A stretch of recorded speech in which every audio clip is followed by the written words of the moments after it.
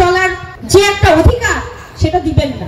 বাংলাদেশ জাতীয়তাবাদী দল ইনশাআল্লাহ ক্ষমতায় গেলে হিন্দুরা হিন্দুর মতনই চলবে, মুসলিমরা মুসলিমদের মতো, বৌদ্ধ এবং খ্রিস্টানরা তাদের নিজ নিজ ধর্ম পালন করবে, শান্তিতে থাকবে। এখানে শেরপুর সদর এক আসনে বিশেষ করে কেউ কারো ধর্মের উপর অত্যাচার নির্যাতন চালাবে না, বরঞ্চ প্রত্যেকটা মানুষ রাস্তা যারা পরিষ্কার করে তারা থেকে শিল্পপতিরা সকলে যেন খেয়ে পড়ে ভালো থাকে, সেই দায়িত্ব আমরা শেরপুর জেলা বিএনপি নিব ইনশাআল্লাহ। আর কোন মানুষ মনে হয় বাংলাদেশের ইসলাম ধর্মের নাই, ইসলামটা মনে হয় তাদের জন্যই, আমাদের জন্য, মানে তারা আমাদেরকে প্রমাণ করেন যে আমরা আসলে ইসলাম ধর্ম কেউ না। কিন্তু মহান আল্লাহ তাআলা কিন্তু আমাদেরকে একটা কথা বলেছেন,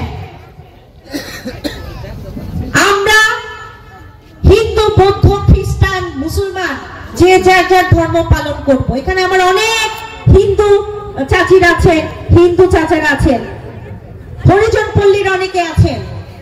আপনারা একবার চিন্তা করে দেখবেন, জামাত ইসলাম যদি কোনোভাবে সুযোগ পায় শেরপুরের কোন হিন্দু সমাজকে তারা ঠিকভাবে শান্তিতে চলতে দিবেন না,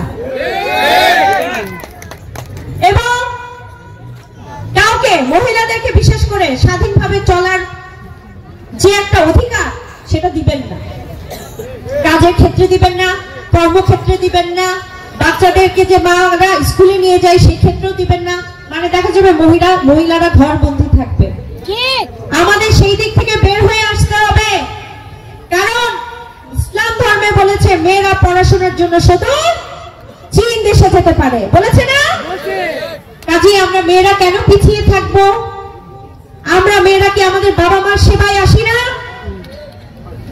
সংসারের সেবায় আসি না? যদি এটা কি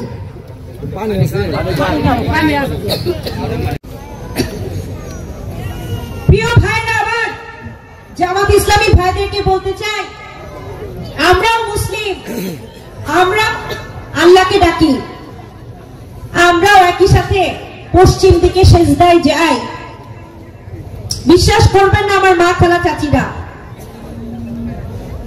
5 জুন আমার সন্তান জন্মগ্রহণ করে হজের মাসে 2024 এবং তার রোজার মাস, পুরো রোজার মাস আমি খতমে তারাবি, আমাদের ঢাকা শহরে মেয়েদের জন্য আলাদা মসজিদ আছে, খতমে তারাবি পড়েছি আমার সন্তানকে গর্ভে রেখে, এবং প্রতিদিন আমি সেজদায় একটি দোয়াই করতাম, আল্লাহ আমাদেরকে রক্ষা করো, আর জেল জুলুমের অত্যাচার আর ভালো লাগে না, আমাদেরকে মুক্ত করো, রক্ষা করো।